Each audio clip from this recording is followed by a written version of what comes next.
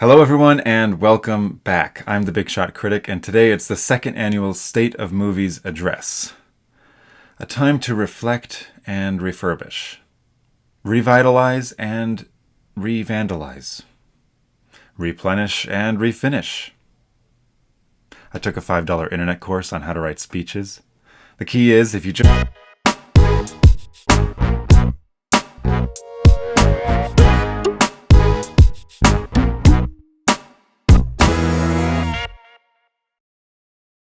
My fellow movie lovers, 2023 was a promising year moving in a good direction.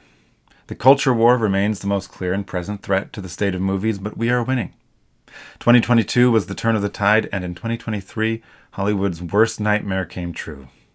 No matter what they did, they could never hold the public's attention.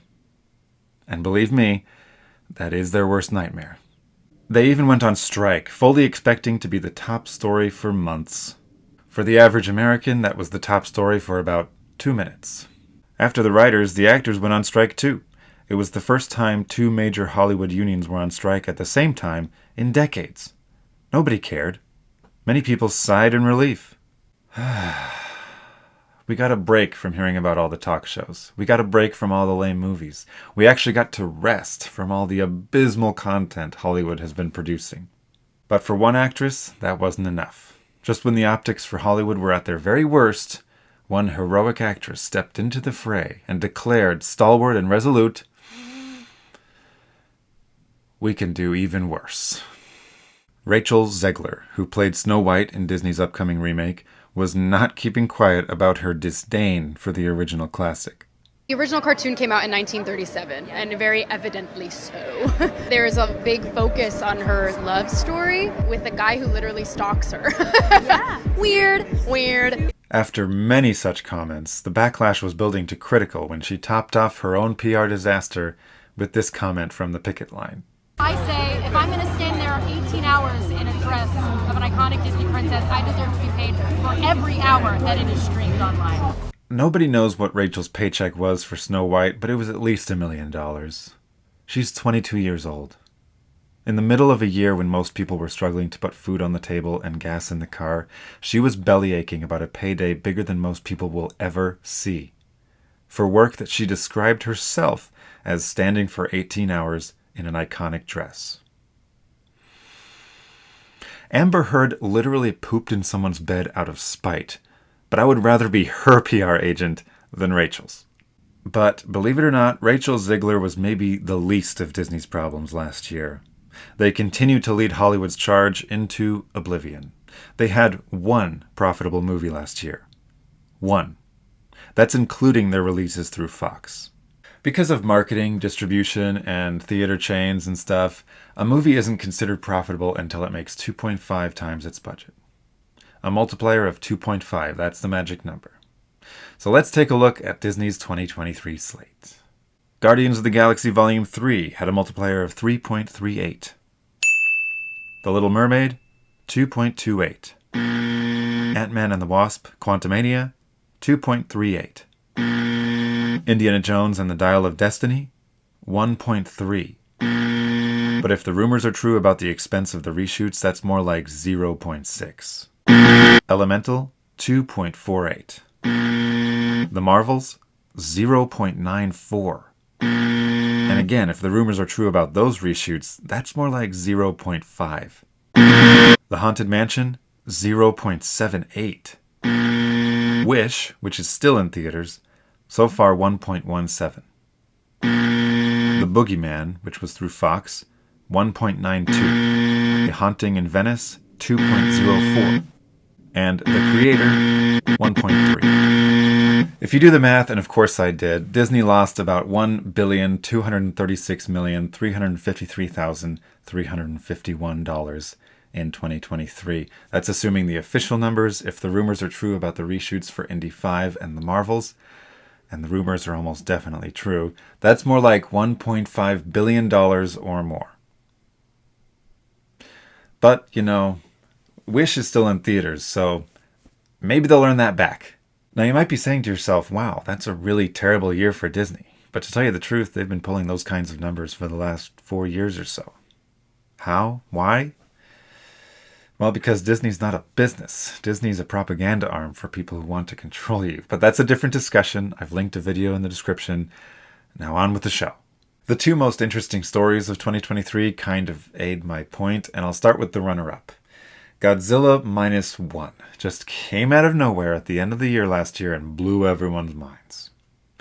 A Japanese movie with subtitles that I didn't even know was coming, and it's easily my pick for the best movie of the year.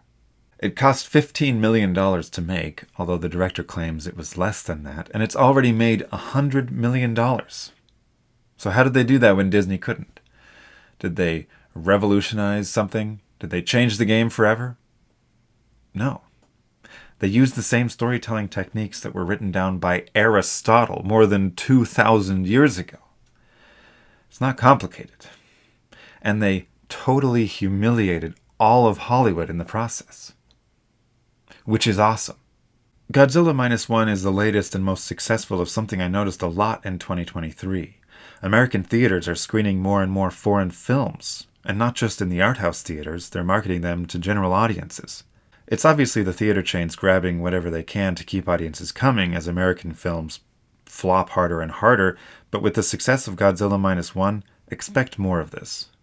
But the coolest story of 2023 is a movie that embarrassed Hollywood 10 times more. It only cost $14 million to make, and it earned more than $250 million. This movie was a particular embarrassment to Disney. It had positive word of mouth that modern Hollywood couldn't even dream of. And as if that wasn't enough, it covers a subject matter that Hollywood wants buried. I'm talking about Sound of Freedom. It was filmed way back in 2018 to be released through Fox. Then Disney bought Fox and put it on a shelf instead. So why wouldn't Disney release a film about human trafficking? Gee, I don't know. Such a mystery. Angel Studios did crowdfunding to buy the distribution rights from Disney, and that's where we get to the best part. You see, whether you go by the official numbers or by the rumors, Indiana Jones 5 was Disney's most expensive movie of 2023 by far. Indy 5 released on June 30th to take in the long holiday weekend of July 4th. Sound of Freedom released on July 4th, Independence Day, and it did something that Disney never thought was possible. It beat Indiana Jones 5. The $14 million movie beat the $300 million movie. It wasn't by much, and it wasn't for more than a day, but for one day, for Independence Day, David beat Goliath. Disney was beat by the very movie they shelved. It was just the most beautiful and poetic thing I've ever seen in major movie news. So, 2023, Sound of Freedom, Godzilla, blah blah, whatever, end of speech. Now on to the collection update.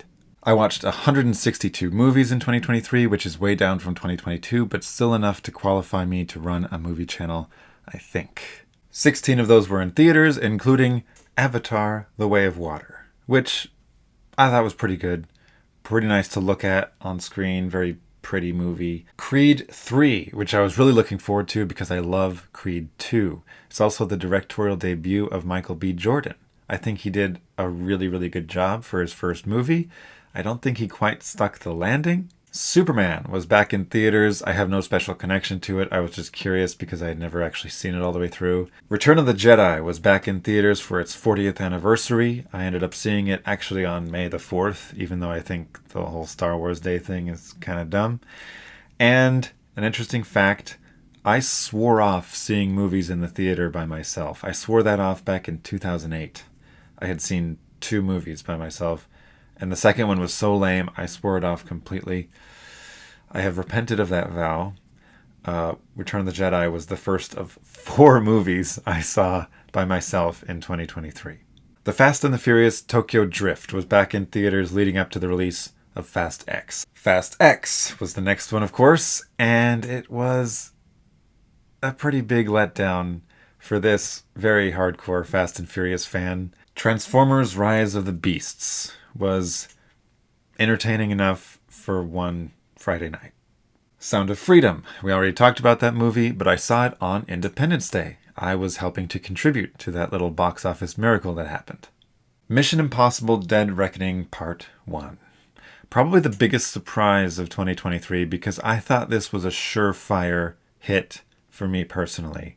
I thought for sure, okay, I'm going to own that one. I loved Rogue Nation. I loved Fallout. I loved almost everything Chris McQuarrie and Tom Cruise have done. But this one fell short. Oppenheimer. Whew. Okay, so people are talking about Christopher Nolan like saving movies, saving theaters. That's overblown. He's not like doing it single-handedly. Is he helping? Yes. Meg to the Trench. This was the second movie I saw by myself. Just like Return of the Jedi, I had a blast. Also, there's a song in the credits called Chomp. It's like a hip-hop song about megalodons. And if that doesn't win Best Original Song at the Oscars, then I'm swearing I'm off forever. As if I haven't already. Gran Turismo.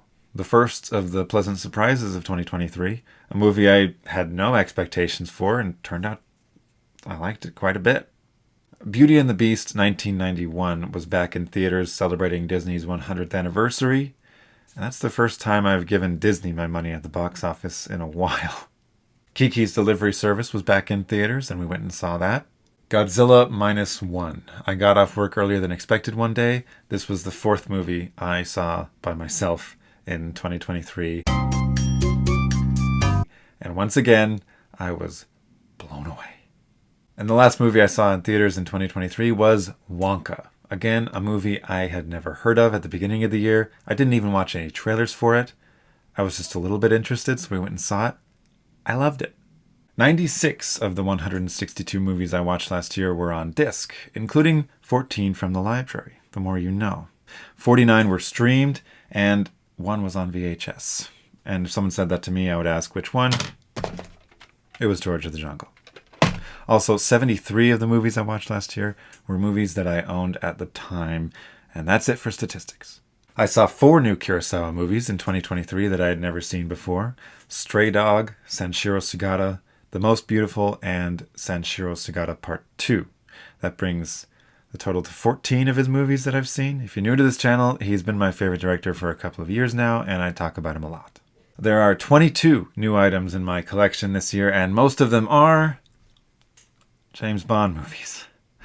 If you watched last year's video, you know I was collecting this particular style, and something about collecting a particular release of a feature is that it is sometimes out of print, which is the case with many of these Bond films, including this one, which is why some of them are rather expensive, including this one. This is actually the most expensive individual film in my whole collection. No, I'm not going to tell you how much it cost.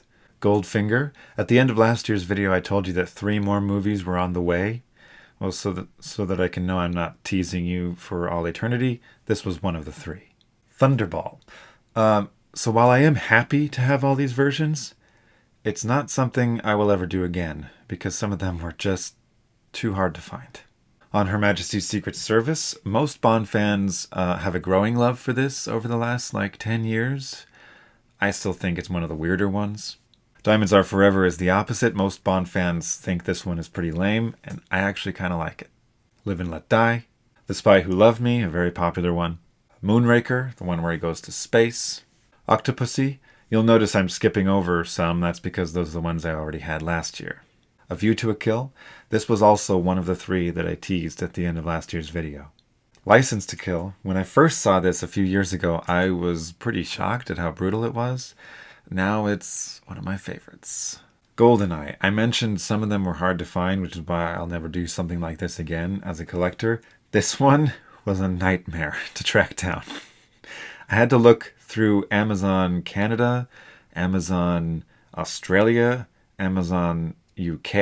I found out New Zealand doesn't even have Amazon.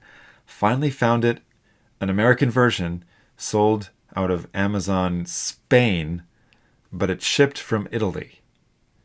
Yeah, so needless to say, this was one of the more expensive ones as well. Tomorrow Never Dies, The World Is Not Enough, and of course Die Another Day. This concludes my new Bond collection. I already had the 5 Daniel Craigs and the ones that are not mentioned here. Gran Turismo. I told you this was one of the biggest surprises of 2023. If you told me that I would not buy Creed 3, I would not buy Mission Impossible 7, but I would buy Gran Turismo, I'd be like, what in the world are you talking about, man? But good is good. Ikiru, my first new Kurosawa movie of 2023, and this was the third of the 3 that I mentioned in last year's video. The Little Mermaid, free from Disney Movie Insiders. This was the 7th movie I got for free from them. It's a good program. Throne of Blood, the second Kurosawa of 2023, and this one was a birthday present to myself. Yojimbo, and of course, Sanjuro. So I got Sanjuro for Christmas, which meant, of course, I had to buy Yojimbo for myself, and it arrived before the new year. For those of you who don't know, Sanjuro is a sequel to Yojimbo. So I tripled my Kurosawa collection in 2023. Before this, I only had Hidden Fortress and Seven Samurai. And last but not least, the big one. Star Trek Deep Space Nine, the complete series on DVD. Even though it takes up pretty much an entire house just to store it, I love it.